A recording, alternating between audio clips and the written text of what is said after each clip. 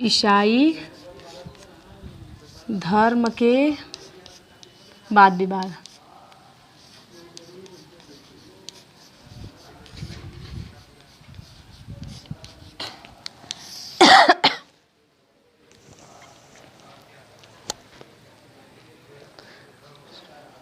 व्यापार और सरकार में दोनों सैनिक विजय और कूटनीति में परस्पर वाद विवाद, झगड़ों, ऐसी संपर्कों के कारण इटली के नगरों में राज दरबारों से दूर दूर देशों के संबंधित स्थापित हुए और शिक्षित और समृद्ध लोग ईसाई धर्म के बारे में तरह तरह की बातें, तरह तरह की सोच इनके विचारों में आता गया और ये लोग कुछ आम लोगों के संपर्क में आते गए। 15वीं और 16वीं शताब्दी के आरंभ में उत्तरी यूरोप में विश्वविद्यालय के विद्वान मानवतावादी विचारों की ओर आकर्षित हुई। अपने इतालवी सहकर्मियों की भांति उन्होंने भी यूनान और राम के क्लासिक ग्रंथों और ईसाई धर्म ग्रंथों के अध्ययन पर अधिक ध्यान दिया। ईसाई यूरोप में उपनिवेशवाद, ईसाई धर्म के बारे में तरह तरह की बातें उभरती गई और इनका कहना ये था कि ये लोग चर्च के द्वारा, चर्च के में जो भी मिलता है धन संपत्ति को ये धोखे से लूटते हैं, ऐसा इनका विचार आया। इनके मन में विचार उत्पन्न हुए। ईसाई चर्च के अनेक सदस्यों को अपनी ओर ये लोग आकर्षित करते हैं। ऐसा इनके मन में उत्पन्न होता है कि ईसाई लोग बहुत ढेर सारे लोगों को अपने तरफ कैसे क्यों आकर्षित करते हैं और इनके धन को किस तरफ से लेते हैं, ऐसा इनके मनों में आया और इन्होंने इसीलिए बार बार वाद विवाद होता रहता है और उन्होंने ईसाइयों को अपने पुराने धर्म ग्रंथ बाइबिल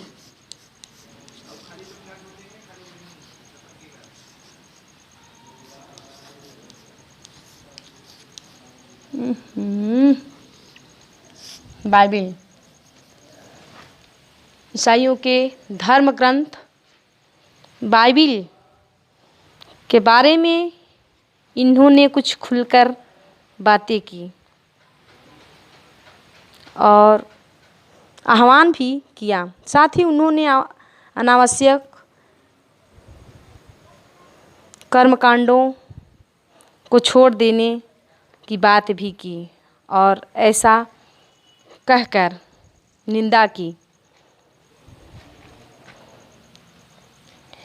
एक है मार्टिन लूथर।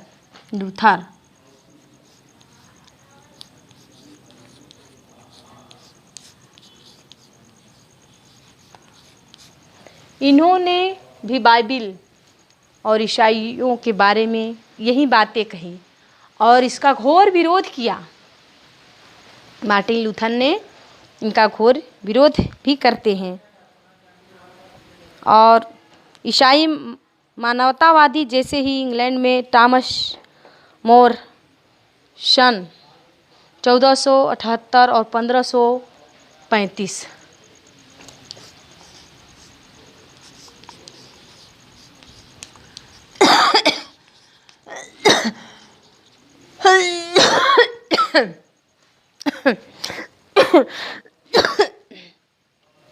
इंग्लैंड के इरेस्मस का यह मत था कि चर्च एक लालची और साधारण लोगों में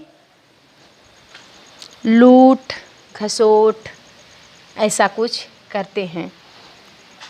लेकिन ऐसी संस्था बनाई नहीं गई थी, ऐसी संस्था ये बनाई नहीं गई थी, ये लूटपाट वाला कोई ऐसी संस्था नहीं बनाई गई थी। लेकिन कुछ लोगों का कहना है, कुछ लोगों का विचार है, और इस प्रकार सारे पापों से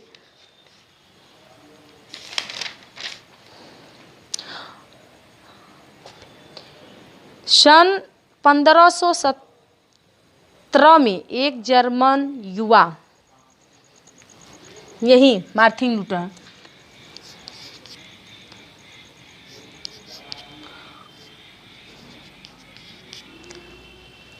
ये भिक्षुक बनकर आए, और यही मार्टिन लूथर ने 1517 में ये जर्मन के रहने वाले हैं, ये कैथोलिक चर्च के बारे में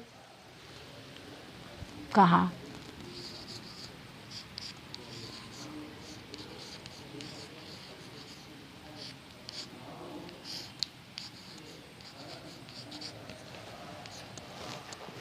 ये जर्मन के रहने वाले मार्टिन लूथर ने कैथोलिक चर्च के विरुद्ध अभियान छोड़ा, और इसके लिए उसने तरह तरह की तर्क, तरह तरह की वितर्क, तरह तरह की बातें और उसकी आलोचना की, और कहे कि पादरी लोग अपनी आवश्यकता, पादरी की आवश्यकता नहीं है।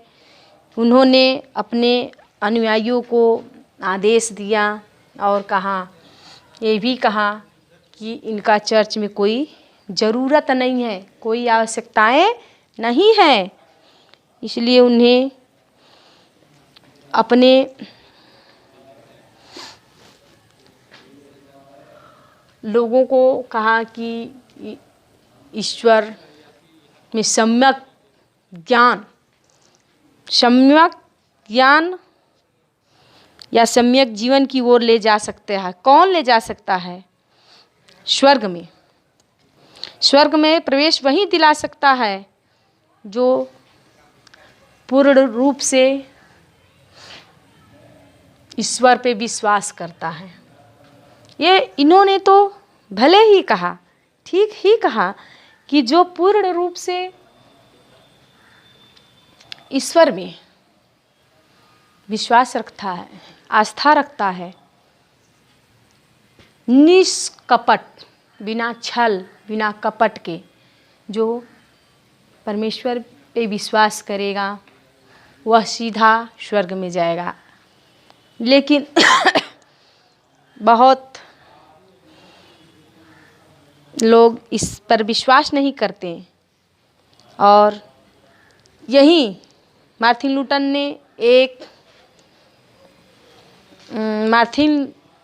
लूथर ने एक आंदोलन चलाया जो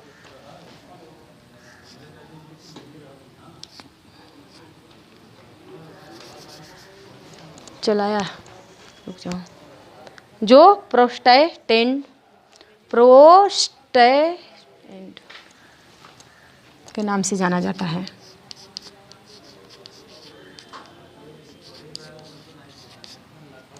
ये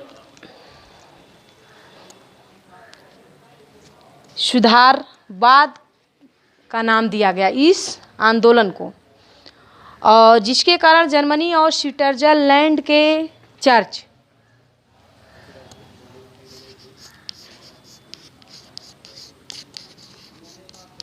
और स्विट्जरलैंड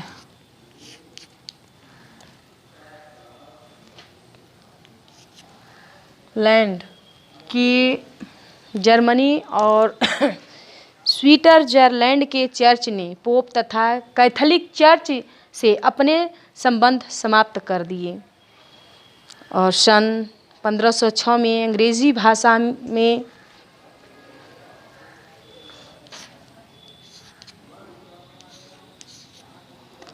अंग्रेजी भाषा में बाइबिल का अनुवाद किया गया।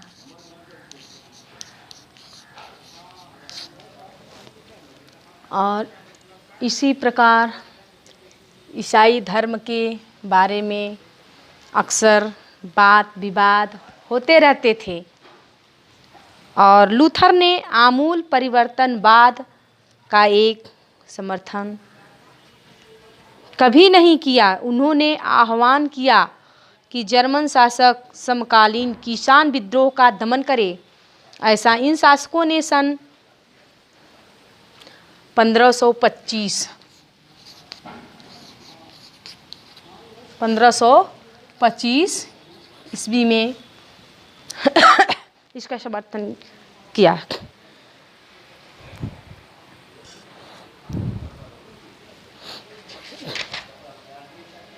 इस प्रकार हम ये कह सकते हैं कि कैथोलिक चर्च स्वयं भी एक विचारधाराओं के प्रभाव से अछूता नहीं रहा और अनेक अंतर्राष्ट्रीय सुरक्षा करने प्रारंभ कर दिए थे और इटली के पादरियों से सादा जीवन जीने और अपना निर्वाह करने के लिए बताया गया। ये पादरियों में सादा जीवन जीने के लिए और वैसे भी ये लोग चर्च की देख रेख पादरियों के द्वारा ही किया जाता है। इन्होंने अपने विश्वासों के साथ अपने प्रार्थनाओं के साथ लोगों का चंगाई और भला किया। खासतौर ये लोग अंधविश्वास में नहीं पलते हैं और ये लोग सिर्फ विश्वास करते हैं। 1540 में सोसाइटी ऑफ जीसस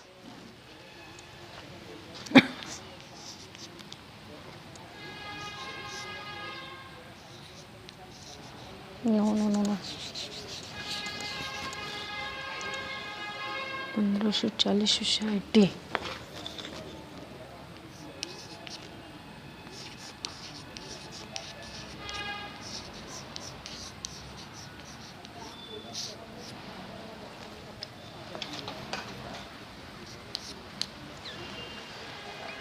पंद्रह सौ 40 में सोसाइटी ऑफ जीसस नहीं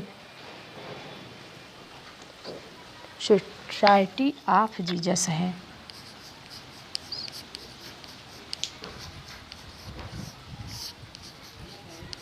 ऑफ जीसस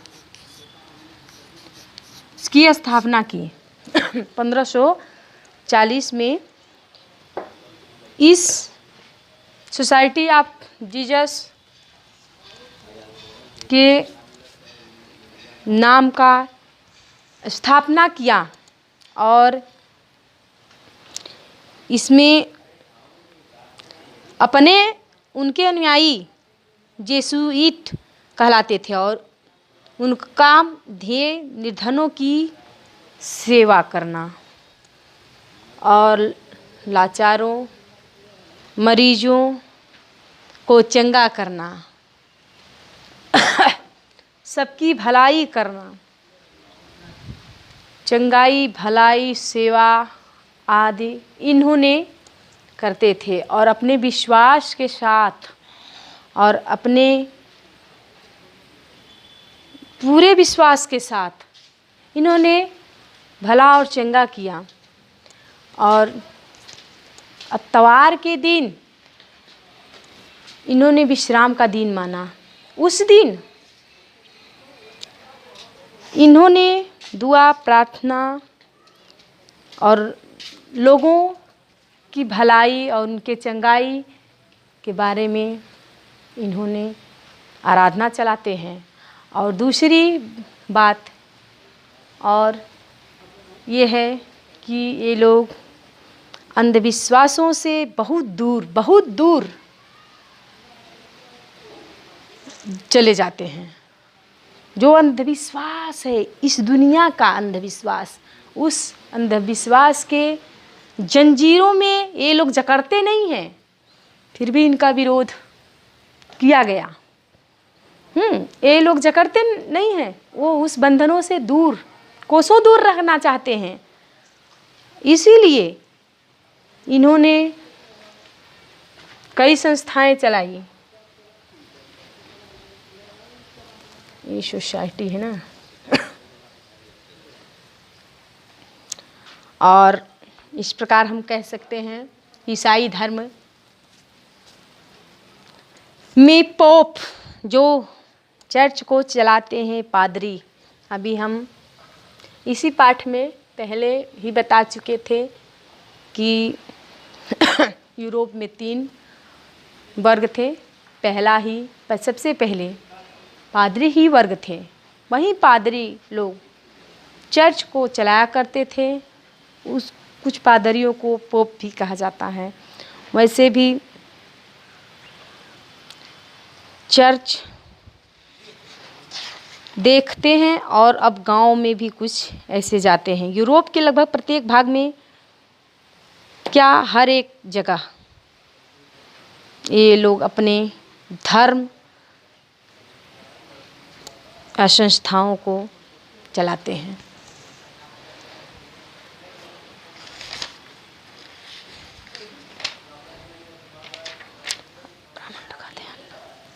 अब हम देखेंगे ब्रह्मांड का अध्ययन।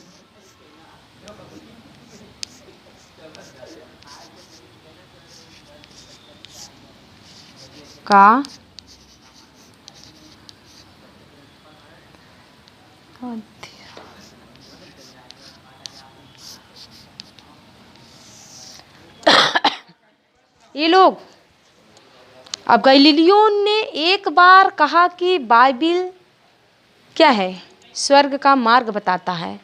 अब यहाँ अब ब्रह्मांड अपने दिमाग और विचारों के बारे में अब कह रहे हैं। गैलीलियो में क्या हो रहा है कि गैलीलियो देश के लोग ये कह रहे हैं कि बाइबिल क्या बताती है, वह स्वर्ग का रास्ता बताती है, सीधा स्वर्ग का रास्ता बताती है। वह अपने बाइबिल में किस प्रकार उनके बारे में लिखा। कुछ विचारकों ने अध्ययन किया है, गहन अध्ययन किया और कहा कि विश्वास से हटकर अवलोकन एवं प्रसंगों पर आधारित रखता है। विश्वास सबसे बहुत बड़ा क्या चीज़ है? विश्वास ही हमें बहुत ऊंचे से ऊंचे स्थान पर पहुंचा सकता है। विश्वास नहीं रहेगा तो कोई भी व्यक्ति किसी भी कार्य में को करने में असफल रहेगा। विश्वास और संकल्प, उस संकल्प को लिए आप चलोगे तो आप बहुत अच्छे से अच्छे कार्य कर सकते हैं। लेकिन अब हम चलते हैं गैलीलियो के बारे में। जैसे जैसे इन वैज्ञानिकों ने ज्ञान का खोज किया और उसका मार्गदर्शन दिया, जैसे अध्ययन शास्त्र, रसायन विज्ञान, रसायन शास्त्र और भौतिक, जीव विज्ञान, किसी भी क्षेत्रों में अनेक प्रयोग और अनेक अन्वेषण करने पर पता चलता है, उसके बारे में अध्ययन करने से पता चलता है कि किस प्रकार और कैसे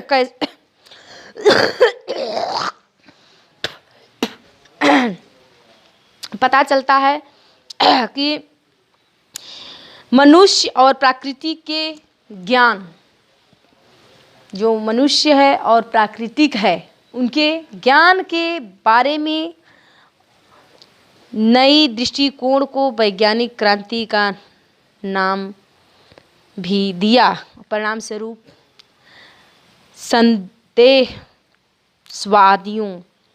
संदेहवादियों और नास्तिकों के मन में संपूर्ण सृष्टि की रचना, संपूर्ण सारे सृष्टि की रचना किस प्रकार कैसे हुआ, ये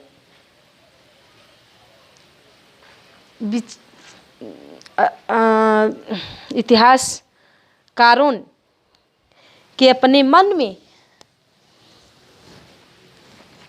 गहन किया और सोचा, लेकिन किसके प्रति। अब देखते हैं, अब विज्ञान कितनी तेज़ी से बढ़ती जा रही है, नई नई तकनीकों की खोज होती जा रही है, नई नई बातों की, नई नई विचारों के नए नए आविष्कार हो रहे हैं। किसके द्वारा? इसी विज्ञान के द्वारा। अब हम देखेंगे कि संदेहवादियों और नास्तिकों के मन में संपूर्ण सृष्टि के बारे में, उनके जीवन के बारे में, उनकी रचनाओं के बारे में कैसे कैसे विचार आ रहे हैं, कैसे कैसे सोच आ रहे हैं कि इस दुनिया की सृष्टि कौन कर रहा है, इसका सृष्टिकर्ता कौन है, ऐसा सोचा जा रहा है। लेकिन हम ये कह सकते हैं थोड़े में कि सन 1617 में बनी पेरिस अकादमी और सन 1662 में वास्तविक ज्ञान के प्रसार के लिए रॉयल सोसाइटी ने लोगों की जानकारी के लिए भाषणों का आयोजन किया और दर्शन किया।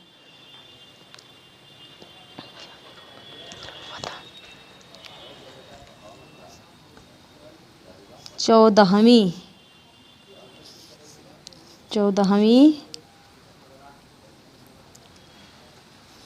सदी में क्या यूरोप में पुनर्जागरण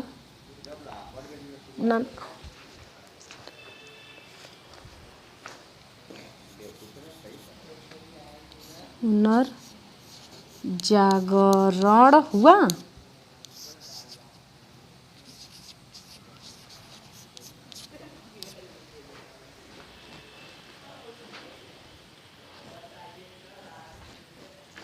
नहीं यार,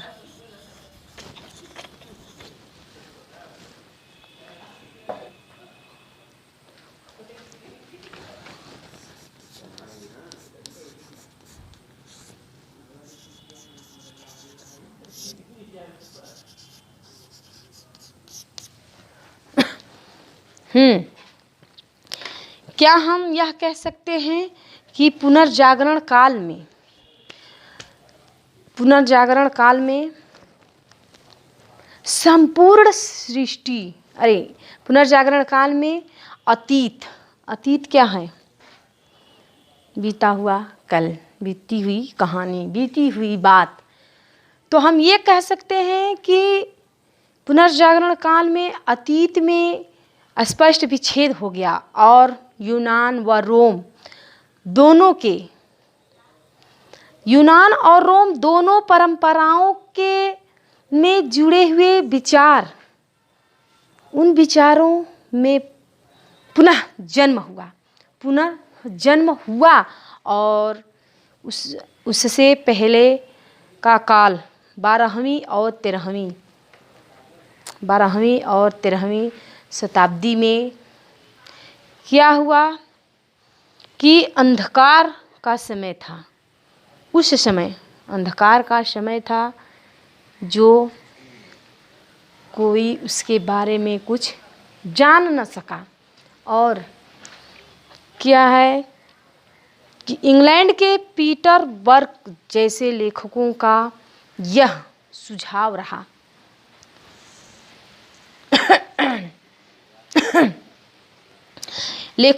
लेखकों इंग्लैंड के पीटर बर्क जैसे लेखकों का सुझाव रहा। क्या सुझाव रहा, क्या विचार थे उनके, क्या उनका सोच थी, क्या उनका विचार था, वो क्या कह रहे हैं, क्या सोच रहे हैं। बर्कहार्ट इस काल और इससे पहले के कालों के फर्कों को कुछ बढ़ा चढ़ाकर प्रस्तुत किए। इन्होंने कुछ बढ़ा चढ़ा करके उनके बारे में कहा, बताया और प्रस्तुत किया।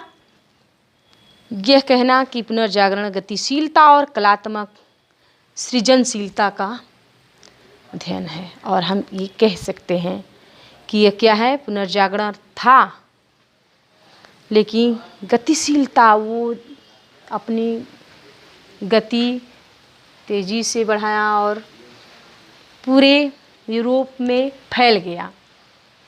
और उसका धीरे धीरे फैलता हुआ वो चारों तरफ विकसित हो गया। और यूरोप में इस समय आए हुए सांस्कृतिक बदलाव में रोम और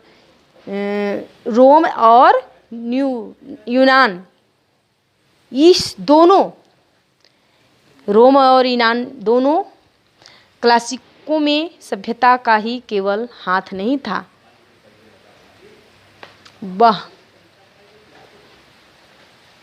रोम संस्कृति के पुरातात्विक और साहित्यिक पुनरुद्धार ने भी इस सभ्यता के प्रति उनके प्रति प्रशंसा की और आकर्षित भी हुआ।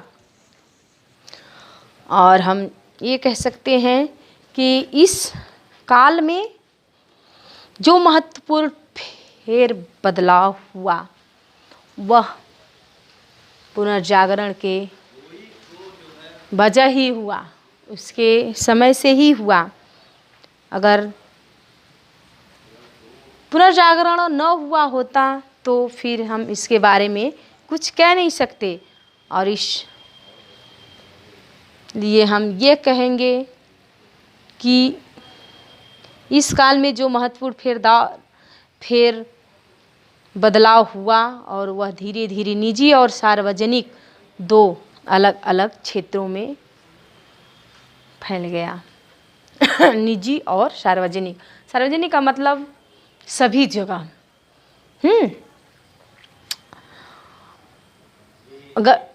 और ये भी कह सकते हैं कि औपचारिक धर्म से संबंधित था ये कार्य क्षेत्र, और निजी क्षेत्र में भी इनका परिवार और व्यक्ति का निजी धर्म था। व्यक्ति की दो भूमिकाएं होती थी, निजी और सार्वजनिक। निजी माने अपना, सार्वजनिक माने सभी का। तो ये दो बातें आप जाने, निजी माने स्वयं का होता है, सार्वजनिक में सभी लोग जा सकते हैं वहाँ पे, कुछ कर सकते हैं, ऐसी ही बात। और